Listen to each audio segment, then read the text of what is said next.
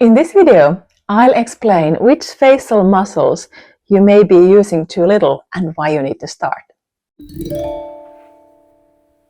In my previous video, I explained which 9 muscles of the face we often use too much and how in face yoga we learn to relax those muscles. I mentioned a few of these muscles that I'm talking about today, the muscles that we are using too little. If you haven't watched my previous video yet, that's a good place to start. But now let's go to muscles that you use too little. First one of them is the orbicularis oculi muscle, the ring muscle around the eyes. In my previous video, I explained that we often use the frontalis muscle, the forehead muscle, to keep the eyes open, keep the eyelids open.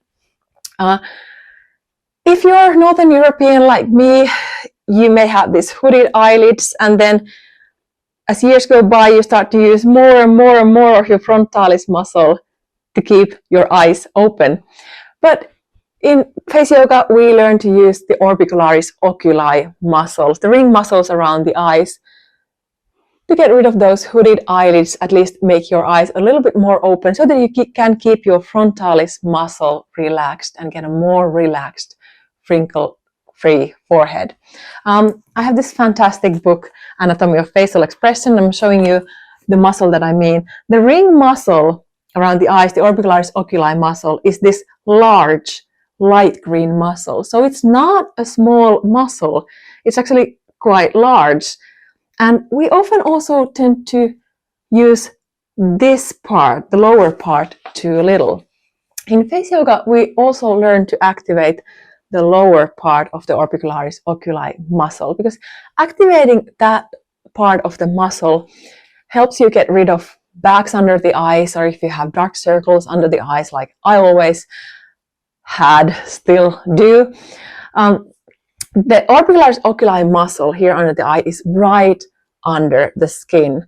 So if you make this muscle stronger, you won't get these eye bags that result from some of the fat that is there under your eyes, because that fat is actually, in this part, it's under the muscle. So making this muscle stronger will help you if you have eye bags, for example. And also it will make the blood flow and the lymphatic flow in this area better, and will help with that kind of water retention and those kinds of eye bags as well. So the orbicularis oris muscle, orbicularis oculi muscle, around the eyes is one that we learn to use more, both the upper and the lower parts. Then there is the zygomaticus major muscle that in face yoga we learn to activate when we smile. A lot of people, myself included, tend to overuse these LLSAN muscles when they smile, or just pull their mouth to the sides with the risorius muscles. But in face yoga, we learn to activate this zygomaticus major muscle. It's the cheekbone muscle, so to speak. It will give you higher cheekbones when you create some muscle mass here. And it also turns the corners of the mouth up, so that you don't get that bitchy resting face as you age. So in face yoga, we activate the zygomaticus major muscle with the so-called hissing smile. So you inhale through the nose and you hiss out of the mouth, activating this muscle. It's sort of a breathing exercise, one that I made up, so not really a pranayama exercise, but a breathing exercise nevertheless. And it calms down your nervous system and also gives you a nice, relaxed smile.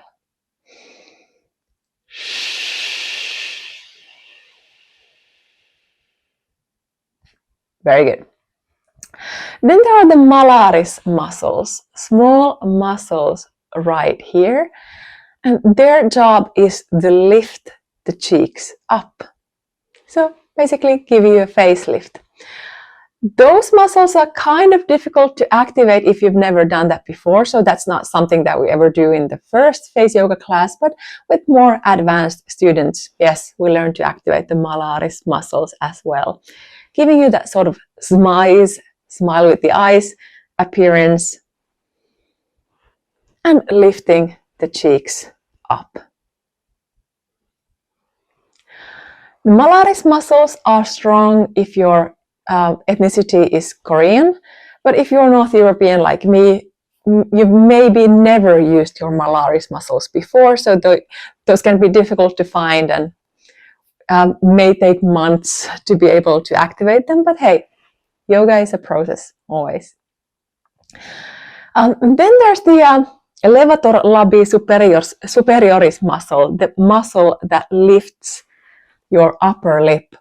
And I often cut corners when I talk about muscles. I tell you to activate your levator labii superior muscle to curl the upper lip up.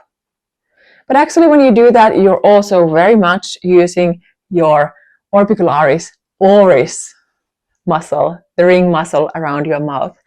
I also talked about orbicularis oris muscle in my previous video, so the ring muscle around the mouth can also be used too much or in the wrong way. If you sip through a straw or from a cup, if you smoke, hopefully no one does that anymore, or if you just keep your mouth in a very tight line, you're using the orbicularis oris muscle the wrong way, resulting in this Homer Simpson-like appearance.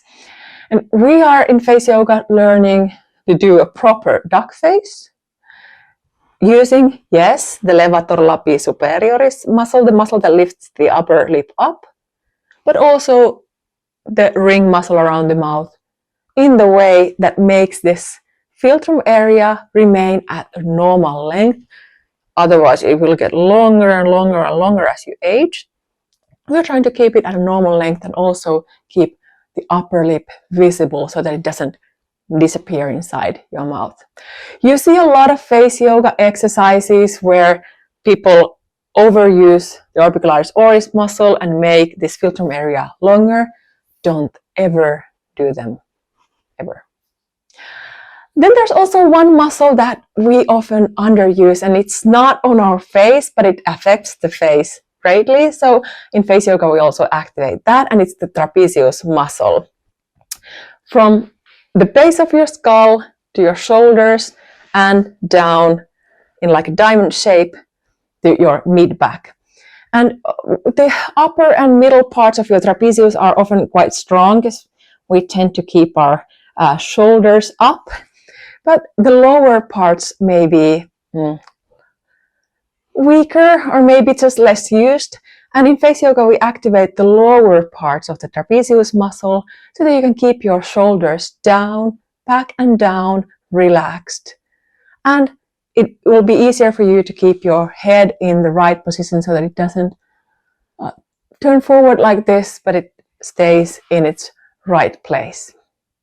So those muscles, 5 or 6, depending on whether you count orbicularis oculi muscle as 1 or 2, it's separate exercises. Anyway, 5 or 6 muscles that you're probably underusing, or are you?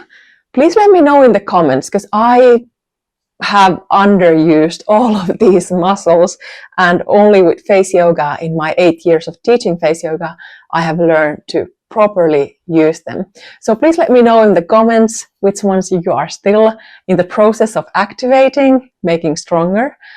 And if you didn't watch my previous video, do that now. And if you haven't subscribed to my channel yet, please do that. Maybe give me a thumbs up. That also always helps. And I'll see you in the next video.